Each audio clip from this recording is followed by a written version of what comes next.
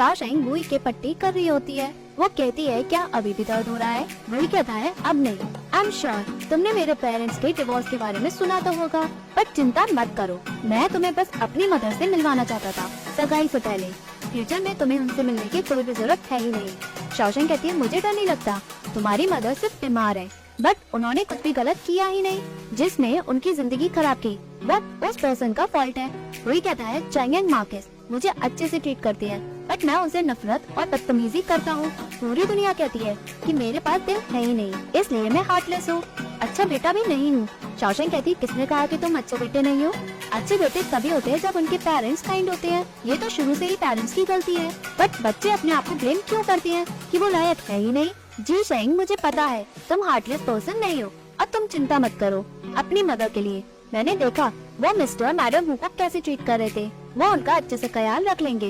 वही कहता है वो मिस्टर जनरल कुइयो है, वह मेरी मदर से तब से प्यार करते हैं जब से वो छोटे थे, और उन्होंने किसी से भी शादी करने के लिए मना ही कर दिया था, बट और मैडम कुई ने उनकी जबरदस्ती शादी करा दी। बट उनकी वाइफ मर गई जब वो बच्चे को जन्म देने वाली थी। उसके बाद मेरी मदर और चैंग मार्केस ने अपनी शादी खत्म कर दी। अंकल कुई और ने भी कसम खाई कि वो दोबारा शादी नहीं करेंगे और मेरी मदर के साथ सिंगल ही रहेंगे। शाओशेंग कहती है इस टाइप का अफेक्शनेट मैन आज भी इस दुनिया में जिंदा है? क्या कोई दूसरे को सिंसियरली ट्रीट करता है? ऐसा अफेक्शन बहुत कम देखने को मिलता है। वुई शाओशेंग के हाथ पे हाथ रखता है और कहता है मैं भी तुम्हारे लिए ऐसा ही फील करता हूँ। शाओशेंग कहती है मैडम वो तो मुझे पहचान ही नहीं पा रही है, मैं बाद में उनसे मिलने तुम्हारी तरफ से आ जाऊंगी। वुई एग्री करता है और कहता है शादी के बाद तुम इस घर की फ्यूचर लेडी होगी, तुम्हें जब भी यहाँ आना हो तुम यहाँ आ सकती हो, कोई भी तुम्हें नहीं रोकेगा। शाओशेंग कहती है जी शेंग तुम्हें आज सुबह जल्दी उठने की कोई भी जरूरत नहीं है मुझे पैलेस में छोड़ने के लिए, तुम्हें उससे बहुत परेशानी होती है। वही कहता है अगर मैं तुम्हें मिस करूं तो इसका क्या, मैं तुम्हें और देखना चाहता हूँ तो मैं क्या करूँ? शाओशेंग कहती है तुम पैलेस के एंट्रेंस पे मेरा वेट कर लेना, क्यों ना हम पैलेस में एक साथ अंदर जाएं। वही कहता है अगर हमने ऐसा किया तो तुम्हें सुबह 1 घंटे पहले उठना होगा। शाओशेंग कहती है कोई बात नहीं, मैं एम्प्रेस के सामने नींद ले लूंगी।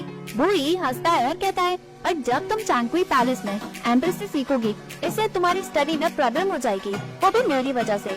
शाओशेंग कहती है मैं तो काम एक साथ नहीं कर सकती, या तो मैं एम्प्रेस पे फोकस करूं या फिर मैं पैलेस के काम में, या फिर मैं तुम पे फोकस करूं, चूज करो। वही कहता है तुम सिर्फ मुझ पे फोकस करो। शाओशेंग मुस्कुराती है और कहती है और उस रात मैं तुम्हारा वेट कर सकती हूँ ताकि हम चांगकुई पैलेस में डिनर एक साथ कर सकेंगे, उसके बाद हम एक साथ कर वापस जा सकेंगे ताकि हमारा खाना आराम से पच जाए। अगर तुम बिजी नहीं हुए तो हम घर पे ही खाना खा लेंगे, बताओ मुझे तुम्हें क्या लगता है? वही कहता है काश मैं तुमसे जल्दी ही शादी कर पाता, दिन इतने धीरे धीरे बीत क्यों रहे हैं? वही और शाओशेंग एक दूसरे का हाथ पकड़ते हैं।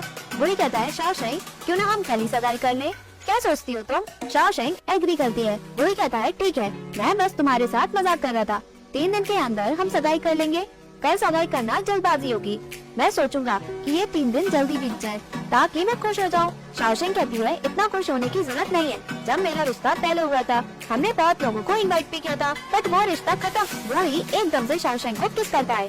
शाओशेंग शॉक में होती है और कहती है तुमने मुझे एकदम से किस कैसे कर दिया? वो कहता है फ्यूचर में मैं इस मेथड को यूज करूंगा जो भी मुझे तुम्हारे मुँह से सुनना ना हो। शाओशेंग और बुई एक दूसरे को देखकर मुस्कुराती है।